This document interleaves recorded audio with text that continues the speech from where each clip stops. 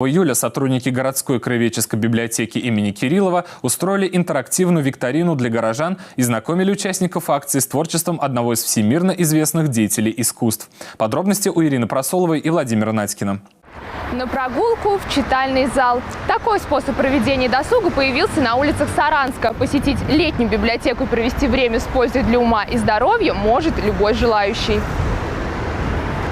Достаточно просто подойти к столу, выбрать понравившуюся книгу и узнать больше о жизни и творчестве великого скульптора Степана Дмитриевича Эрзи. Фотоальбомы, автобиография, проза. В представленных книгах полностью отражен жизненный путь мастера. Юные читатели и их родители с интересом перелистывают страницы, внимательно разглядывают иллюстрации. Акция с символичным названием «Здравствуй, Эрзи» не только привлекает читателей, но и обращает их внимание на искусство.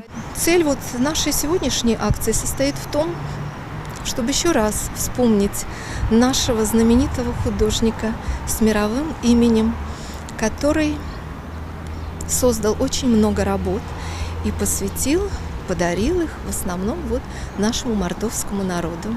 Книга – лучший подарок. Известная истина. Так считают и сотрудники городской краеведческой библиотеки имени Кириллова. Но для того, чтобы его получить, нужно продемонстрировать знания о фактах биографии Эрзи. Сколько лет Степан Дмитриевич прожил в Аргентине? Как называются его самые известные работы? Участники, правильно ответившие на подобные вопросы, получают заслуженный приз. Наш музей всегда открыт, но на улицу так активно работать с прохожими мы еще такого не пробовали.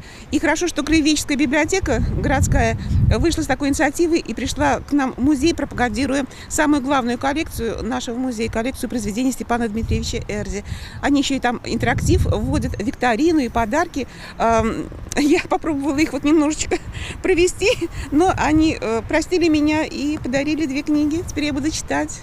Оценив произведение искусства талантливого мастера на иллюстрациях, у гостей летнего читального зала всегда есть возможность познакомиться с его скульптурами, увидев их воочию. Многие, кто не слышал о Эрзи или кто знает о нем мало информации, находят для себя что-то новое, узнают и сразу думают посетить музей и посещают его. Летний читальный зал, посвященный известному скульптору, организован в рамках акции «Книга под солнцем». Подобные библиотеки на свежем воздухе открываются по всему городу. Поэтому, гуляя по столице Мордовии, не упустите шанс погрузиться в мир литературы и отвлечься от повседневной суеты. Ирина Просолова, Владимир Надькин. Народные новости.